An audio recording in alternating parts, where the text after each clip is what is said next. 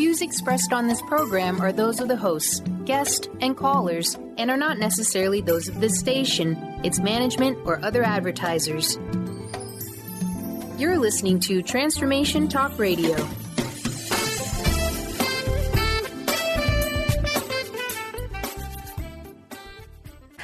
Moms, are you ready to become enlightened, empowered, and stress-free? Well, get ready because you are about to tune into vibrant, powerful moms helping everyday women create an extraordinary life with Debbie Pokornik. Each week, Debbie discusses topics to help you become self-aware, inspired, and on track to create the life you crave. It's time to stop settling and start thriving. And it all begins now on Transformation Talk Radio.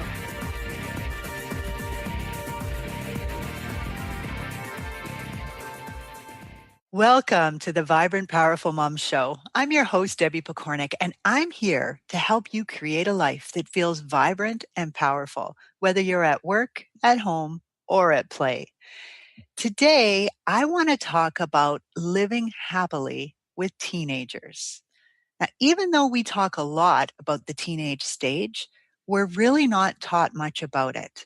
Instead, the type of things that we hear are more troublesome things, like that it might be painful for your child due to hormones, body changes, and potential broken hearts, and that it might be even more painful to you due to that once sweet child of yours suddenly trying things that you prayed that they'd never get into.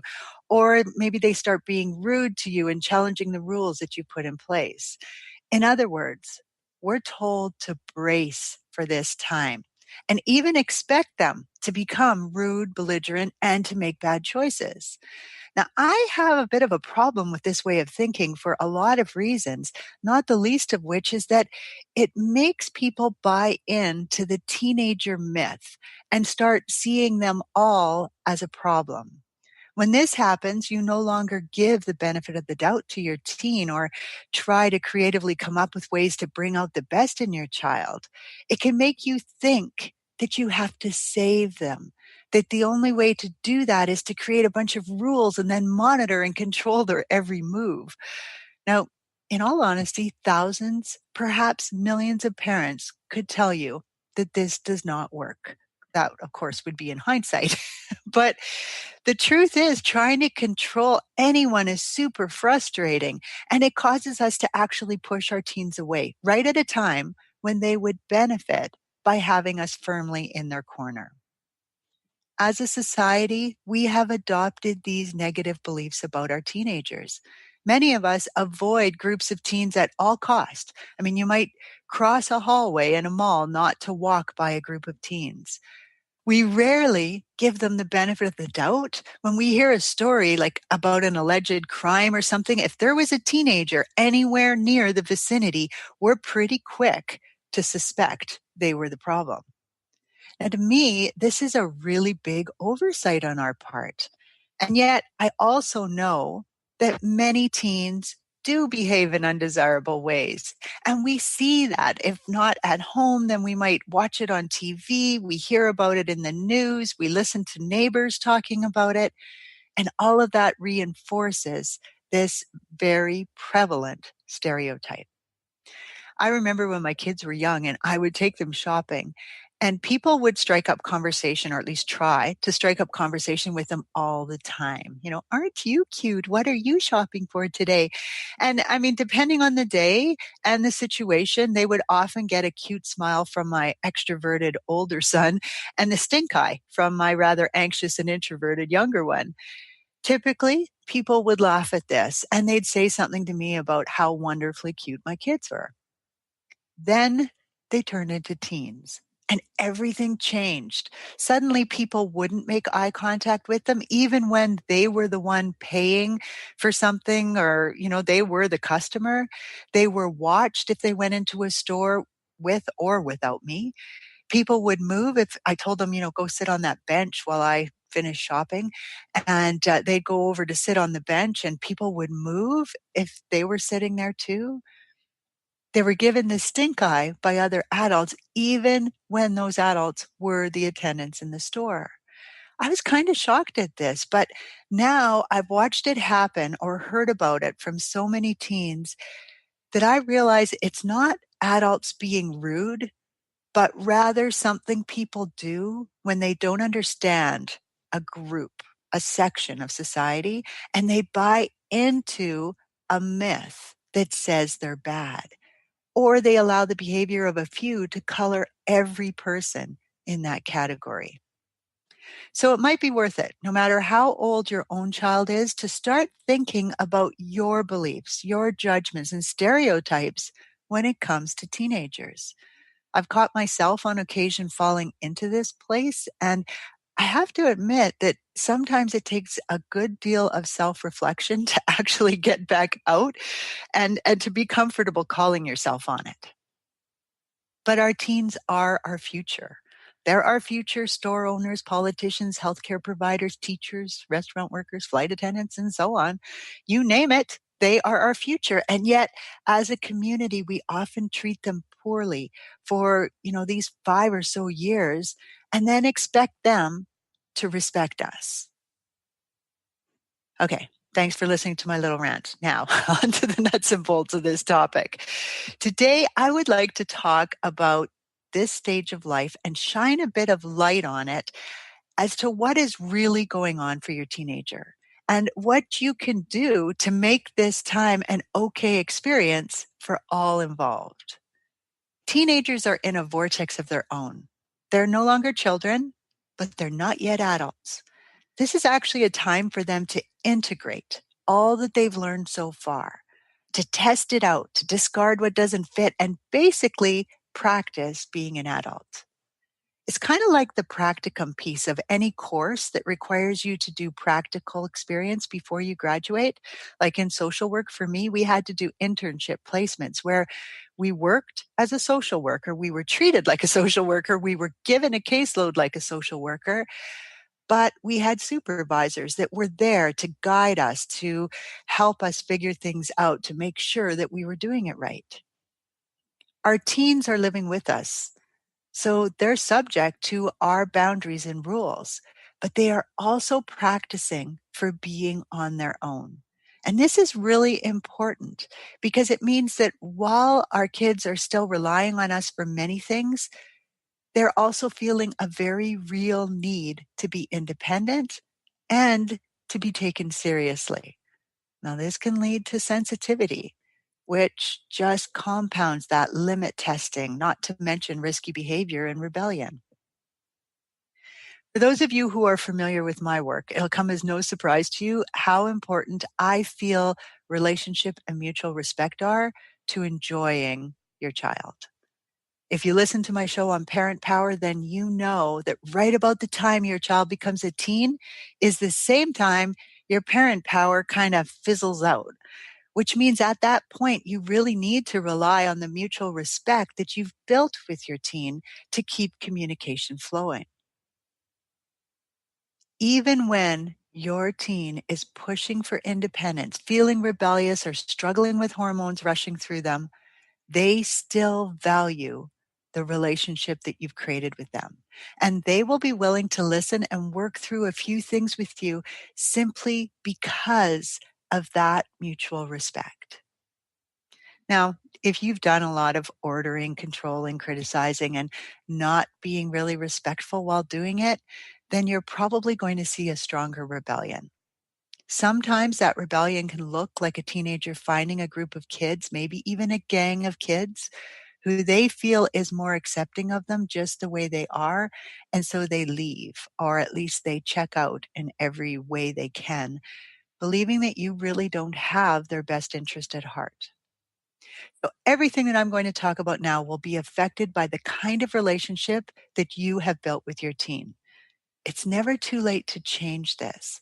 But if you have let your relationship become damaged during those tween years, those years just before they become a teenager, or if you've been really controlling for the whole life of your child, then it's going to be tougher for you. And it would probably be in your best interest to get help if you want to change what's going on. The things to know about the teenager stage. Number one, It is natural for your teenager to rebel. Subconsciously, they know that they need to distance themselves from you in order to break away and stand on their own. This is actually nature at her best. If you know anything about polar bears and how they push their cubs away and what goes on there, then you'll recognize it's the same kind of thing. The truth is that if your teen doesn't rebel in any way at all, there's probably more reason to be concerned than if they do rebel. So don't be alarmed if your child is rebelling in some way. It's not a sign that you've messed things up. The rebellion is less likely to be aimed at you if you've taken the time to build relationship with your child. They might still be doing things that you don't like, but they aren't going to do it in a way that strikes out at you. They're doing it because they're curious. They feel this is important to them right now. And they have a very natural desire to rebel against authority. The reason for this rebellion has to do with the fact that adulthood requires them to be ready to take on full responsibility for their own lives and perhaps even that of another. This requires total independence and a knowing, now within them, not within you and I, that they're capable of looking after themselves. It's kind of like that biological clock that creates that urge for us women to have a child. This clock tells our teens it's time to prepare for leaving the nest. Now, your goal with your teen is not to squash this need to test, but to provide the structure that they can practice testing in. So that safe zone for them to play around. If you lay down the law in a really forceful way, you can actually create like an explosion and create a rebellion that kind of shoots off in all directions. Now, depending on your teen's personality, their sense of self-worth, and your history with them, laying down the law can also delay their rebellion. Since this testing is a necessary part of your child coming into his own, what you're really doing at this point is delaying the inevitable and setting them up to make potential mistakes as a young adult instead of as a teen. The trick becomes finding the balance between creating and enforcing structure without alienating your teenager. So I'm going to share some ideas for how you can find that balance in a couple moments. But for now, understand that at this point, your teenager is basically closed to taking in new information. And instead, they're working on culling through the knowledge that they've already taken in. Now, most of that knowledge came from you, but it also comes from other significant people in their life, like teachers, babysitters, grandparents, coaches, and so on. Traumas or challenges that they've been through in their life will be in there. And much to the chagrin of most parents, they also take in some information from their peers. From newborn to 7 years old, they were soaking up everything you did. Not necessarily everything you said, but everything they saw you do. So you had your chance to share your wisdom with them. Of course, they subscribe their own meaning to your actions, which is kind of unfortunate because they likely didn't have all the information as to why you did what you did. But nonetheless, that is the information that they're now sorting through. So this is a time for them to test out what they've seen, heard, experienced, and so on, and then figure out what fits for them. This is happening at the same time as nature is telling them to push against authority. And of course, hormones like testosterone and estrogen are making them feel pretty invincible, which is also known as reckless. So to sum up, point number one, it is natural for your teenager to rebel. Your response can influence how explosive and personal that rebellion becomes. Number two, your teenager is not doing anything to you. Their behavior is not a reflection of your failings. They are testing their wings, following their path, trying things out. You can have done most things right as a parent and still be in a space right now with your teen where it feels like you must have messed up. I know this one really well because I lived it. When my oldest son was in high school, he became disillusioned with school. He realized that it wasn't for him the way it was structured. And around the same time, he decided he liked marijuana. As a result, on one of his spares at high school, him and a few friends went to a buddy's house and they smoked up. When they returned to school, another student had ratted them out, and one by one they were called into the office and suspended.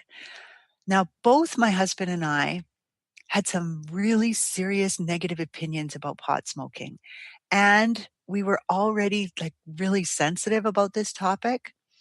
Add to this the fact that part of my job with the school division was community education.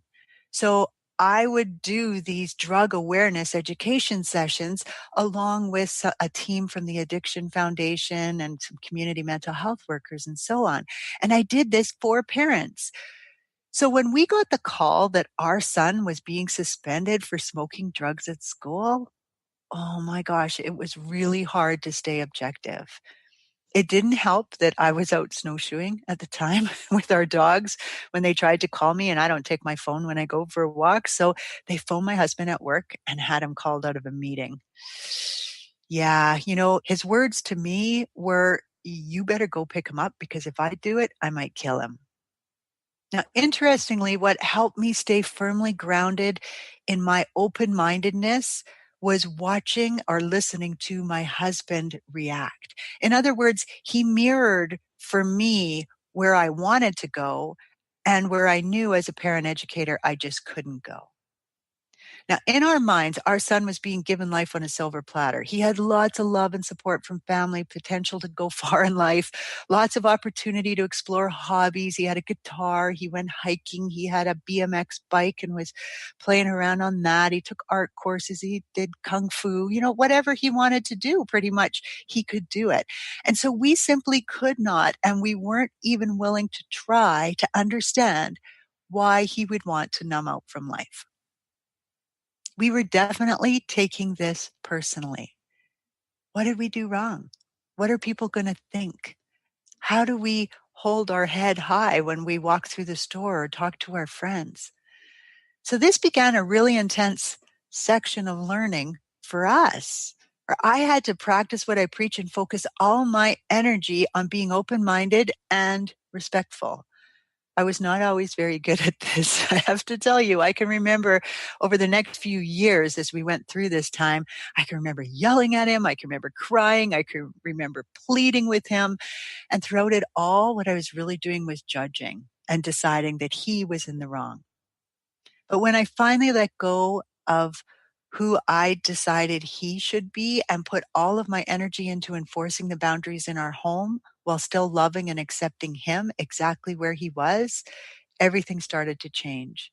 At no point throughout all of this was he striking out at us. In fact, I can remember him saying something like, "Mom, this isn't about you guys or what you've done or haven't done. This is about me making my own decisions based on my belief that marijuana isn't as bad as your generation makes it out to be." Since then, my husband and I have met many wonderful adults who actually love marijuana as well. And they're actually healthy, productive members of society. So that really helped us to recognize that every person who smokes pot isn't a bad person. So while I still choose not to use it, and I'm happy to report that our son appears to have cut down hugely on his intake, I don't know whether he still does it or not because it's no longer an issue for me. It's not a conversation, and he certainly doesn't do it when he's around me. So we've kind of changed everything, not because of these other adults or anything, but because we recognize, you know what, he's our son. We want to have him in our life. Even if he's doing things that we don't necessarily agree with, we still want to have him with us. So summary of number 2, your teenager is exploring their journey, not striking out at you, even though it might feel very personal at the time. Number 3, teenagers need to forge their own trail. Let go of your past while loving and accepting your teenager as they go through their journey. Your child is not you. So it's not fair for you to think about the things you did or didn't do during your teenage years and then project that onto them. So many adults seem to have either completely detached from their own experience as a teen, as in they've forgotten how bad they were or the things that they did, or they remember it all too well and they're absolutely adamant that their child is not going to go there too. Now, this isn't fair for so many reasons. One of those reasons is that no matter what you did, no matter how difficult a lesson it was for you to learn, your journey is not the same as your child's, and you cannot save them by telling them what you learned. This doesn't mean that you shouldn't share your learning or that you can't set boundaries based on what you've learned. It just means that there are certain lessons in life that each of us has to learn for ourselves. It's kind of like if you try to describe childbirth to someone else, you know that they don't really get how it feels. And you also know that how it feels for them could be totally different as well. In that same way, you cannot save your teenager from a broken heart, a bad decision, or any other trauma with your words. Your job is not to save them, but to love them through it. Unconditional love really means to love them for who they are, no matter what they do or say.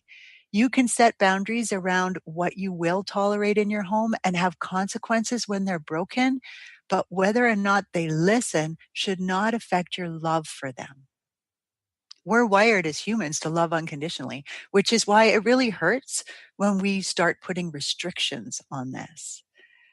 So deal with your own memories of when you were a teen. Make amends if necessary for things you did that you felt were wrong or that you could have done differently, but don't project it onto your teen as if they have done it too. Even if they make the same or similar mistake, you're still allowing your disappointment at yourself to intensify what you're feeling for them. The summary of number 3, let go of your past while loving and accepting your teenager while they forge their own trail. So those are 3 things that you need to understand about the teenage years that will really make a difference if you believe them, if you buy into them. It can make a huge difference in your relationship and how easy or hard this time is. But now let me talk about just a few quick ideas of how you can make this time as wonderful as possible. Now, structure in the form of rules, boundaries, and clear communication are important in any relationship, including living with teens. So setting and enforcing boundaries in a clear yet compassionate manner is always going to be important. You have every right and responsibility to set the limits in your home and enforce them.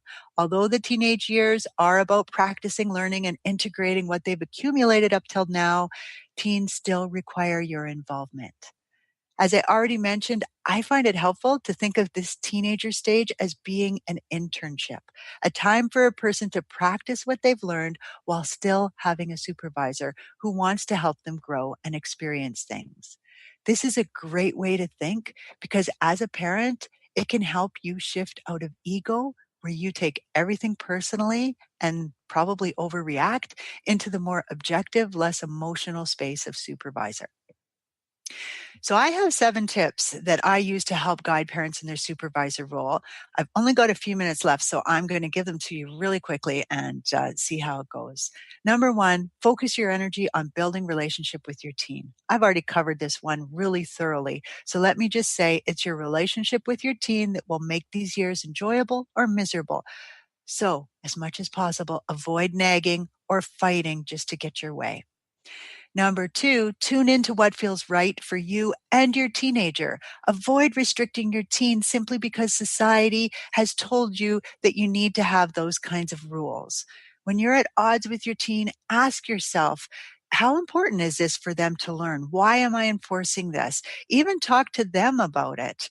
And be sure that anything you choose to enforce, you choose because it represents how you feel or what you feel is important.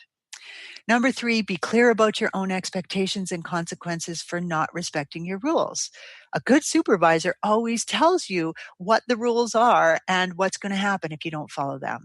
So provide a reason that feels right for you, then enforce your rules calmly, consistently, and guilt-free.